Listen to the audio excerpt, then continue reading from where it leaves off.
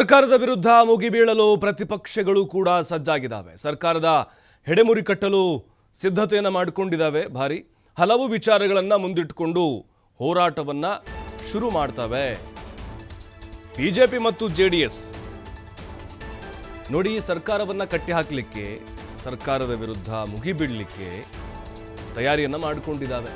ಹೆಡೆಮುರಿ ಕಟ್ಟಬೇಕು ಅಂತ ಹೇಳಿ. ಹಾಗಾದರೆ ಹೇಗೆ ಹೋರಾಟ ಇರುತ್ತೆ ಇವತ್ತು? ಸದನದ ಒಳಗೂ ಹಾಗೆ ಹೊರಗೂ ಕೂಡ ಹೋರಾಟಕ್ಕೆ ಪ್ಲಾನನ್ನು ಮಾಡಿಕೊಂಡಿದ್ದಾರೆ ಬಿಜೆಪಿಯವರು ಮತ್ತು ಜೆಡಿಎಸ್ನವರು. ಅವರ ಬಳಿ ಇರುವಂಥ ಅಸ್ತ್ರಗಳು ಯಾವುವು? ಸರ್ಕಾರಕ್ಕೆ ಹೇಗೆ ಬಿಸಿ ಮುಟ್ಟಿಸ್ತಾರೆ? ಸರ್ಕಾರವನ್ನು ಕಟ್ಟಿ ಹಾಕೋಕೆ ಹೇಗೆ ಪ್ಲಾನನ್ನು ಮಾಡಿಕೊಂಡಿದ್ದಾರೆ? ಯಾವ ವಿಚಾರವನ್ನು ಇಟ್ಟು ಸರ್ಕಾರದ ಬಾಯಿ ಮುಚ್ಚಿಸುವಂಥ ಪ್ರಯತ್ನವನ್ನು ವಿರೋಧ ಪಕ್ಷಗಳು ಮಾಡ್ತವೆ? ಯಾಕಂತ ಹೇಳಿದ್ರೆ, ಅದು ಯಾವುದೇ ಪಕ್ಷ ಇರಲಿ, ಅಧಿಕಾರದಲ್ಲಿ ಯಾವುದೇ ವಿರೋಧ ಪಕ್ಷ ಇರಲಿ, ಸದನ ಅಂತ ಬಂದಾಗ ಒಂದು ಉತ್ತಮವಾದಂಥ ಅವಕಾಶ. ಸದನವನ್ನು ಬಿಟ್ಟರೆ ಸಹಜವಾಗಿ ಮಾಧ್ಯಮಗಳಲ್ಲಿ ನಾವು ನೋಡ್ತಾ ಇರ್ತೀವಿ, ಏಟು ಎದುರೇಟು ಕೊಡ್ತಾ ಇರ್ತಾರೆ, ಪ್ರಶ್ನೆಗಳನ್ನು ಕೇಳ್ತಾ ಇರ್ತಾರೆ.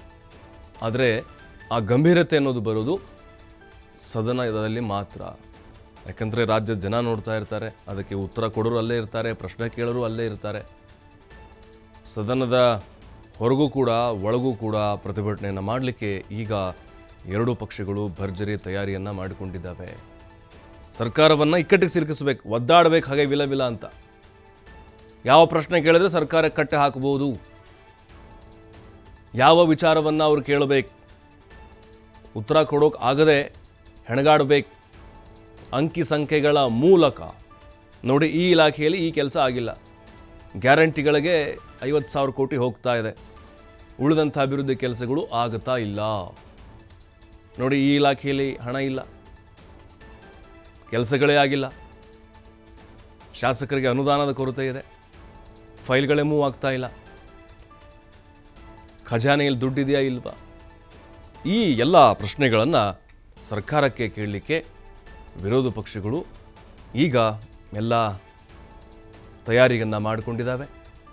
ಸದನದ ಒಳಗೂ ಕೂಡ ಹೋರಾಟಗಳಿರ್ತವೆ, ಹಾಗೆ ಹೊರಗೂ ಕೂಡ. ಸದನದ ಒಳಗು ಅಂತ ಹೇಳಿದ್ರೆ ಸಭಾತ್ಯಾಗ ಅದೊಂದು ಆಯಾಮ. ಆದರೆ ಸದನದ ಬಾವಿಗಿಳಿದು ಸರ್ಕಾರವನ್ನು ಎಚ್ಚರಿಸೋದು, ಅಲ್ಲಿ ಧಿಕ್ಕಾರಿಗಳನ್ನು ಕೂಗೋದು, ಪೋಸ್ಟರ್ಗಳ ಪ್ರದರ್ಶನ ಆಗಿರ್ಬೋದು, ಎಲ್ಲವೂ ಕೂಡ ಇರುತ್ತೆ.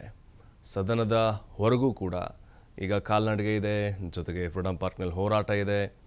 ನೋಡಿ, ಪ್ರತಿಪಕ್ಷದ ಬಳಿ ಇರುವಂತಹ ಪ್ರಮುಖ ಅಸ್ತ್ರಗಳು ಯಾವುದು? ಹಾಗಾದರೆ ಈಗ ಸರ್ಕಾರ ಕೆಲವೊಂದು ನಿರ್ಧಾರಗಳನ್ನು ಮಾಡಿದೆಯಲ್ವಾ? ಆ ನಿರ್ಧಾರಗಳೇನಿದೆ ಅದು ಜನಸಾಮಾನ್ಯರಿಗೆ ವಿರೋಧಿಯಾಗಿದೆ. ಮತ್ತು ನೋಡಿ, 9 ವಿಶ್ವವಿದ್ಯಾಲಯನ ಮುಚ್ಚುವ ನಿರ್ಧಾರ ಇದೆಯಲ್ವಾ, ಅದರ ವಿರುದ್ಧ ಹೋರಾಟ. ಕೊಲೆ, ಅತ್ಯಾಚಾರ, ಸುಲಿಗೆ ಹೆಚ್ಚಾಗುತ್ತಿರುವಂಥ ಬಗ್ಗೆ ಪ್ರಸ್ತಾಪ ಮಾಡೋದು, ಕಾನೂನು ಸುವ್ಯವಸ್ಥೆ ಹದಗೆಟ್ಟು ಹೋಗಿದೆ ಅನ್ನೋದು, ಮತ್ತು SCP TSP ಹಣ ದುರ್ಬಳಕೆ ಆರೋಪ. ಅಂದರೆ SC/ST ದಲಿತರಿಗೆ ಇರುವಂತಹ ಆ ಹಣವನ್ನು, ಪರಿಶಿಷ್ಟರಿಗೆ ಮೀಸಲಾಗಿರುವಂಥ ಹಣವನ್ನು ಸರ್ಕಾರ ಗ್ಯಾರಂಟಿಗೆ ಬಳಸ್ಕೊಳ್ತಿದೆ ಅನ್ನೋದು. ಬೆಂಗಳೂರು ಅಭಿವೃದ್ಧಿಗೆ ಸರ್ಕಾರದ ಕೊಡುಗೆ ಶೂನ್ಯ, ಆ ವಿಚಾರವನ್ನು ಪ್ರಸ್ತಾಪ ಮಾಡೋದು. ಪಾಲಿಕೆ ವಿಭಜನೆ ವಿಚಾರ ಇಟ್ಕೊಂಡು ಅಟ್ಯಾಕ್ ಮಾಡೋದು, ಅಂದರೆ ಗ್ರೇಟರ್ ಬೆಂಗಳೂರು ವಿಚಾರ. ಮೈಕ್ರೋ ಫೈನಾನ್ಸ್ನಿಂದ ಆಗ್ತಾ ಇರುವಂಥ ಸಮಸ್ಯೆಗಳ ಬಗ್ಗೆ ನೋಡಿ, ಸುಗ್ರೀವಾಜ್ಞೆ ಬಂದರೂ ಕೂಡ ಕಿರುಕುಳ, ಟಾರ್ಚರ್ ನಿಲ್ತಾ ಇಲ್ಲ, ಸಾವು ನಿಲ್ತಾ ಇಲ್ಲ. ಗ್ಯಾರಂಟಿ ಅನುಷ್ಠಾನ ವ್ಯತ್ಯಾಸ, ಶಾಸಕರಿಗೆ ಅನುದಾನ ತಾರತಮ್ಯ ವಿಚಾರಗಳು, ಎಲ್ಲ ಪ್ರಮುಖವಾದಂತಹ ಅಸ್ತ್ರಗಳು ಸರ್ಕಾರದ ವಿರುದ್ಧ ಬಳಕೆ ಮಾಡಲಿಕ್ಕೆ ಪ್ರತಿಪಕ್ಷಗಳ ಹತ್ರ ಇದೆ. ಆಹಾರ ಇಲಾಖೆ ಔಷಧಿಗಳ ಕಳಪೆ ವಿಚಾರ, ಕಾನೂನು ಸುವ್ಯವಸ್ಥೆ ಹದಗೆಟ್ಟು ಹೋಗಿದೆ.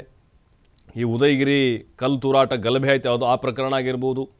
ಕೆಲವು ಕಡೆ ಗಲಾಟೆಗಳಾದವು, ಕೋಮು ಸಂಘರ್ಷಗಳು, ಕಾನೂನು ಸುವ್ಯವಸ್ಥೆ, ಬೀದರ್ದು ಬ್ಯಾಂಕ್ ದರೋಡೆ, ಮಂಗಳೂರದು ಕೋಟೆಕಾರ್ ಬ್ಯಾಂಕು, ಕೊಲೆ, ಸುಲಿಗೆ, ಅತ್ಯಾಚಾರ ಪ್ರಕರಣಗಳು ಜಾಸ್ತಿ ಆಗ್ತಾ ಇರೋದು, ಹಾಡ ಹಗಲೆ ಕಳ್ಳತನ, ಇವೆಲ್ಲ ವಿಚಾರಗಳು.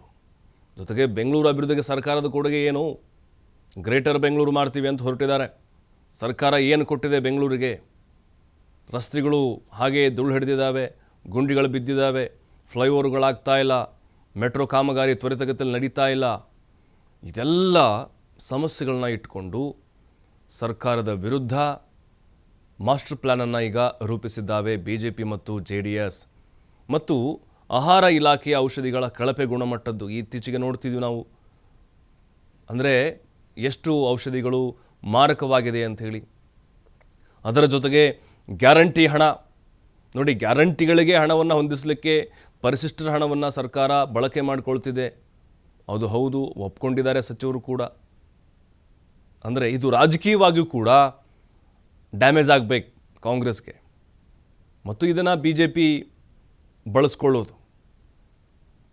ಮತ್ತು ಬೆಂಗಳೂರು ಅಭಿವೃದ್ಧಿಗೆ ಡಿ ಕೆ ಶಿವಕುಮಾರ್ ಈಗೇನು ಸಚಿವರಾಗಿ ಅವ್ರ ಕೊಡುಗೆ ಏನು ಅಂದರೆ, ಸರ್ಕಾರ ಹಣ ಹೊಂದಾಣಿಕೆ ಮಾಡಲಿಕ್ಕೆ, ಹೊಂದಿಸಲಿಕ್ಕೆ ಹೆಣಗಾಡ್ತಿದೆ ಅನ್ನೋದು.